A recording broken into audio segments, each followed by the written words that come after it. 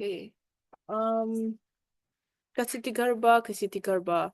Inconvenience is your spiritual power. Inconceivable, your kindness and compassion.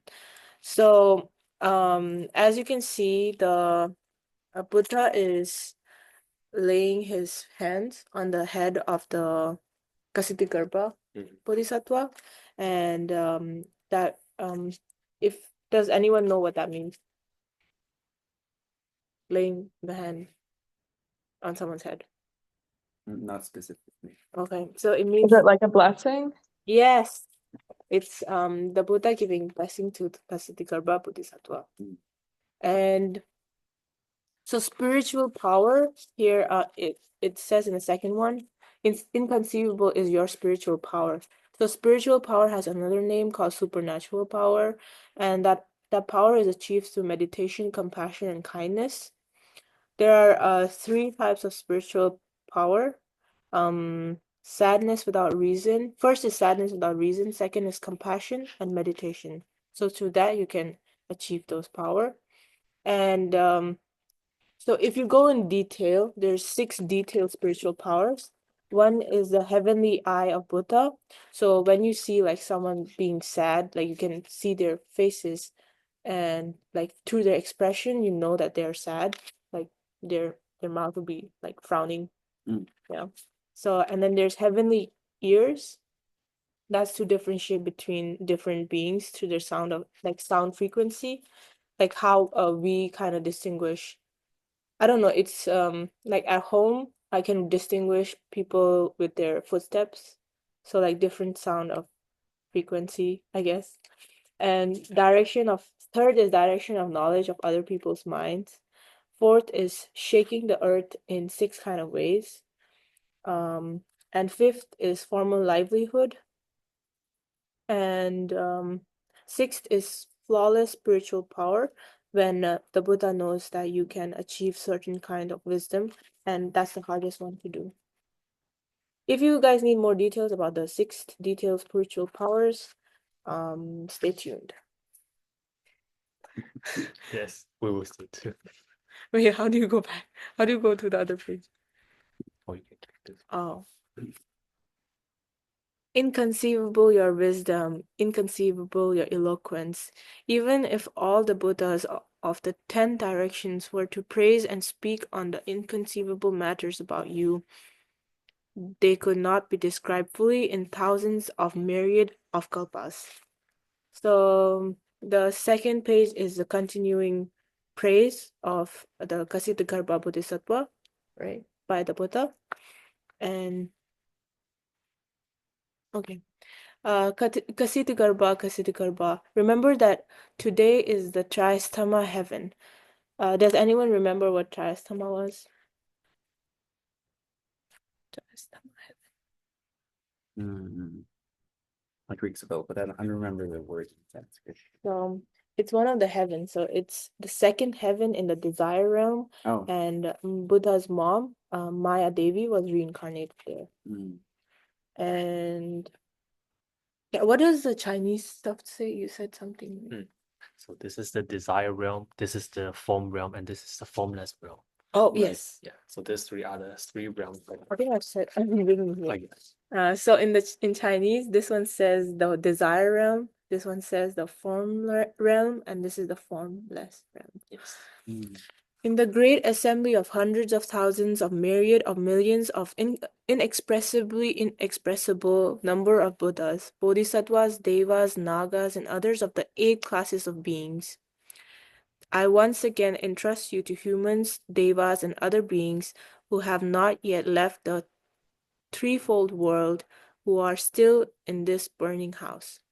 So the 8 classes of beings include all the 8 classes of gods and demons, which are first is Devas, second is Nagas, third is Asuras, fourth is Yakshas, fifth is Garuda, sixth is Mahoraga, seventh is Kinara, and eighth is Gandharva. They're called different names in Tibetan, but for I noticed that when they refer to the demon beings, they say like not God. Yes. And here the threefold world, right? Hmm. Why do I have it written threefold? Let's see the next page. Oh, never mind. Yeah, threefold world is the desire realm, form realm, and the formless realm. Yes. Do not allow these beings to fall into the lower realms even for a single day and night, much less fall into the heaven with fivefold insensate or the Avisi hell, where they would pass through thousands of myriad of millions of kalpas without a time of release.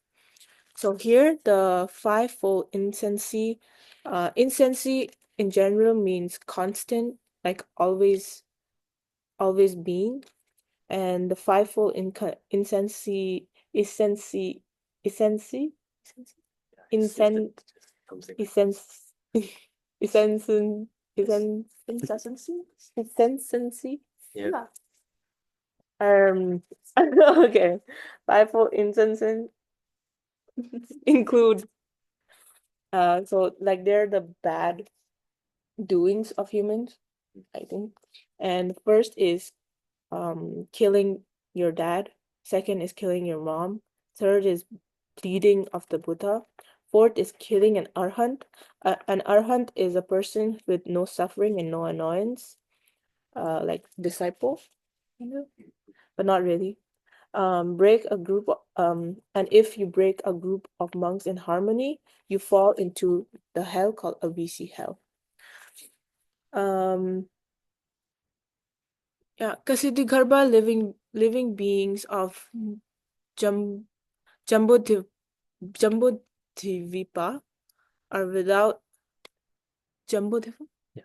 Jambudvipa are without fixity in their wills and characters.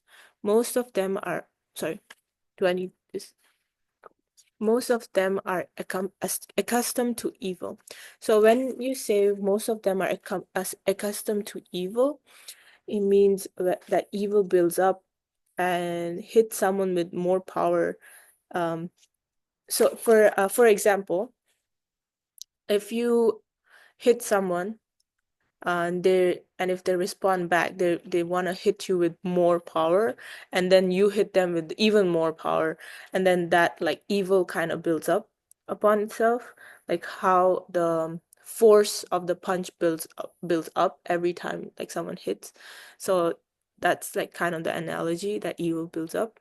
And to not have that, you need to generate a wholesome mind, and to generate the wholesome mind, it brings us back to the last chapter where you're urged to memorize the name of the Buddhas.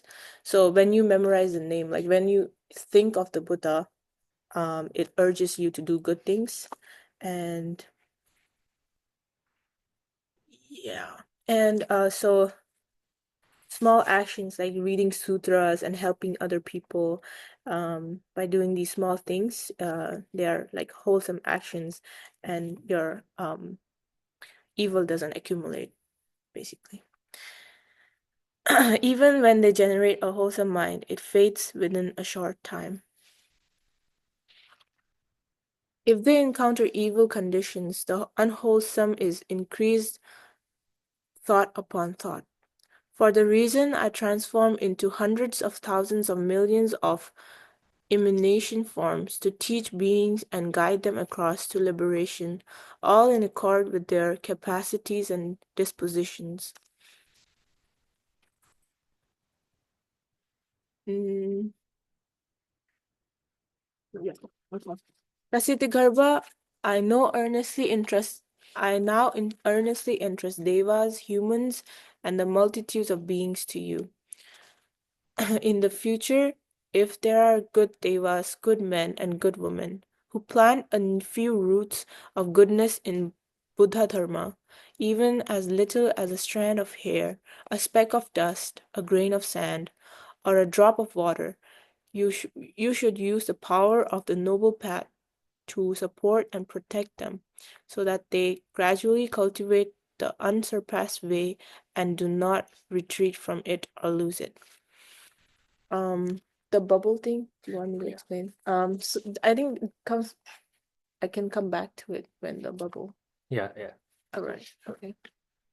So you need to basically read sutras, keep the Buddhas in mind, donate if you can, like do offerings, even like a speck of dust, it like goes a long way. If devas or humans fall into the lower realms and undergo ripen effects according to their karma, furthermore, Kstigarbha in the future, and when on the verge of falling into those lower realms or at the front of these entrances. So, this one says hell, right? And okay, I think I'll go here and then I'll come back, right? If these beings are able to recollect a Buddha's name, manifest your infinite forms at the places where they are. A Bodhisattva's name, or a sentence or a verse from the Mahayana Sutras, you should lies your spiritual power to skillfully rescue these beings. So here you can see a bubble around the Kstigarbha Bodhisattva. And if you basically, it means that if you manifest something, it becomes a bubble and then it comes true. So here you can see a bubble around all of the Buddhas, right? And that means like manifesting good things about yourself, good things like all over. Overall, it comes true. So I had this one friend, going away from this topic. I had this one friend who I was walking to college town with, and I was like, oh, we both are international students, so I was like, oh, as international students, we have no future. And which is and then she was like, no, like don't say that, because if you say something in the universe, it might come true. So you need to always be optimistic and say good things, like speak good things around the universe, to the universe, so that the good things come true, or even like you get close to it. So basically, I think that also relates to here. Like if you manifest good things, it becomes a bubble and then it comes true. And I heard Stephen say that if you're if you uh, study Mahayana Buddhism in China, then they have this banner on top. Yes. So basically, this verse means everything that you actively did. So every active actions that you did is like illusion, like a dream, like a bubble, and like a shadow. So you see, like illusion, dream, bubble, and shadow. These things are never true.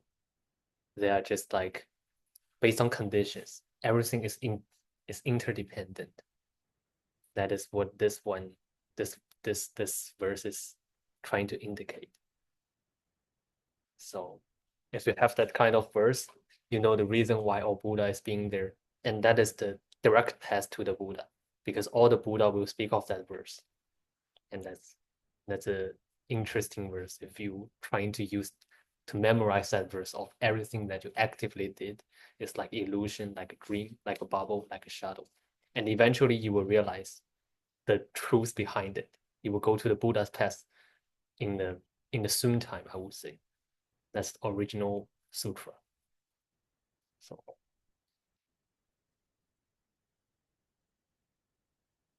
Shatter the hells for them and enable them to be reborn in heavens and experience excellent, wonderful happiness. Devas, humans, multitudes of beings of the present and future, I now earnestly entrust to you, use great supernatural power and skillful means, guide them across to liberation. Do not allow them to fall into the lower realms.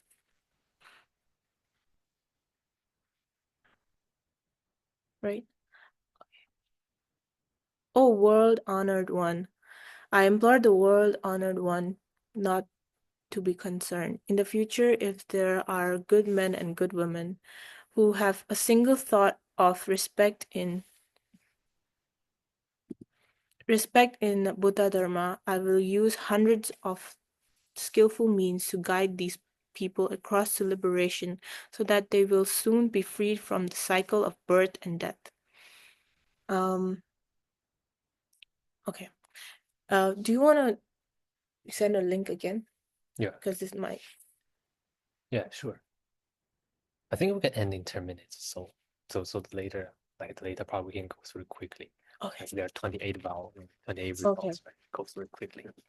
How much more so for those who hear the wholesome matters and cultivate their practices, thought upon thought, naturally they will never fall back or turn away from the unsurpassed way. In the future, if there are good men, good women, and devas and nagas and who hear this sutra and Kstigarbha's name.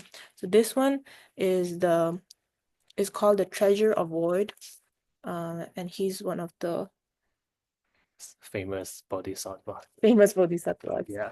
World honor one. Since I came to the Trayastama heaven, I have heard the Tathagata praise Kstigarbha Bodhisattva's inconceivable might of awesome spiritual penetration. So Tathagata means also means Buddha, and there are other names of Buddha, like references to Buddha, but one is Tathagata, one is Arhat, and one is Sugata. So they all refer to the Buddha. Oops. O world-honored one, for the sake of all the multitudes of beings in the present and future, please briefly speak about this. Listen attentively. I will describe them separately for you. In the future, if there are good men and good women who see Kstigarbha's image and who hear this sutra, who moreover read and recite it, who give gifts and more offerings of incense, flowers, food, drink, clothing, or jewels, who sing his praises, gaze reverently at, and make obeisance to him. Yeah, just pay homage. So because of these conditions, we'll see like what you will be able to get in the next pages. So if you fulfill these conditions, you're gonna get they will gain 28 kind of benefits. So that's for humans, you gain 28 benefits. First is devas and nagas will protect them. Second is their wholesome results will increase daily. Third is they will accumulate superior causes for holiness. Fourth is they will not retreat from bodhi. So holiness is also called noble, and bodhi means like it comes, if the Buddha got his enlightenment under a bodhi tree, bodhi meaning the enlightenment or superior awareness. Fifth is their food and clothing will be abundant. Sixth is they will not be infected by disease or pestilence. Pestilence is having a disease. Epidemic. Epidemic. Yeah. Seventh, they will not be in disasters of flood or fire. Eighth is they will not fall victim to robbery or theft. Ninth, people who will see them will admire and respect them. 10th, spirits and ghosts will aid and support them. So ninth one is who will admire and respect them. It can cultivate more and more merit. And for the 10th one, ghosts and spirits are usually bad, but if you follow those conditions of like giving an offering or being kind and compassionate, they'll help you fulfill these conditions. 11th is women who wish to be reborn as men. 12th, if reborn as women, they will be daughters of kings and ministers. 13th is they will be good looking and with perfect features. 14th, they will frequently be reborn in the heavens. 15th, they may be emperors or kings. 16th, they will have the wisdom to know past lives. 17th, they will fulfill their wishes. 18th, their family members will be happy. 19th, untoward dire occurrences will be eliminated. 20th, they will forever leave the karmic paths. 21st, they will pass through safely wherever they go. 22nd, their dreams at night will be peaceful and happy. 23rd, their diseased relatives will leave suffering behind. 24th, they will be reborn on the strength of their past merit. 25th, holy ones will praise them. 26th, they will be intelligent and have keen faculties. 27th, their hearts will be replete with kindness and compassion. 28th, they will ultimately become Buddhas. Furthermore, how do you say that? Kstigarbha. So this is basically Kstigarbha. the treasure of the void. Oh, Kstigarbha. Bodhisattva. If devas, nagas, ghosts, and spirits in the present and future hear Kstigarbha's name, make obeisance to Kstigarbha's image, or hear the Kstigarbha's original vows, deeds, and practices, and they sing his praises, gaze reverently at, and make obeisance to him, they will gain 7 kind of benefits. So for ghosts, nagas, and devas, and other like 8 gods and demons, there's less benefits because they're heavenly beings, so they become lazy, and so they basically have less benefit. And humans, we have 28 benefit because as humans, we can practice more throughout our lives and in our hearts. First is they will quickly ascend the stages of holiness. Second, their unwholesomeness karma will dissolve. Third, Buddhas will protect and be near them. Fourth, they will not retreat from Bodhi. Fifth, their inherent powers will increase. Sixth, they will know past lives. Seventh, they will ultimately become Buddhas. At that time, all the inexpressible number of Buddhas, Tathagatas, who had come from the 10 directions, as well as great Bodhisattvas, Nagas, Devas, and others of the 8 kinds of beings, on having heard Shakyamuni Buddha praise and extol Kstigarbha Bodhisattva's power of great awesome spiritual penetration, exclaimed, there has never been anything like Kstigarbha Bodhisattva's power of great awesome spiritual penetration. It is truly inconceivable. At that time, measureless incense, flowers, heavenly garments, and pearl necklaces rained down in the Trayastama heaven as offerings to Shakyamuni Buddha and Kstigarbha Bodhisattva.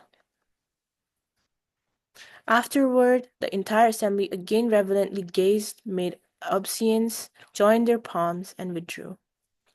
So basically, the whole point of this chapter is to say that if you pay obeisance and to the Kstigarbha Bodhisattva and remember the Buddha's names and basically practice kindness, compassion, and helping other people, you can gain 28 merits as human beings. Thank you. And that's all of our Dharma study this semester. Thank you all for joining us. Yay! My favorite YouTuber. Favorite YouTuber. And thanks, Rishika, for Rishika, how did I do? Thank you. Yeah, it was really good. Thank you. After the 7-minute lesson, I just ran. I think it's really interesting, like the benefits that they talk about, like the 24 or 7, I don't remember the 28. number 28. now. 28. Like I was just thinking, like what if you don't want to become an emperor or an empress or want to be a daughter or son of a leader or whatever? Like, Yeah, that's a I good feel like with each role in life comes like pros and cons. Like with an emperor comes like great responsibility, and it can often cause like a lot of stress in your life. Versus like a farmer, for instance, like their cons will be like it's intense labor and it's really intense in the body, but then it's a very simple life where, you know, you don't have to take care of many people.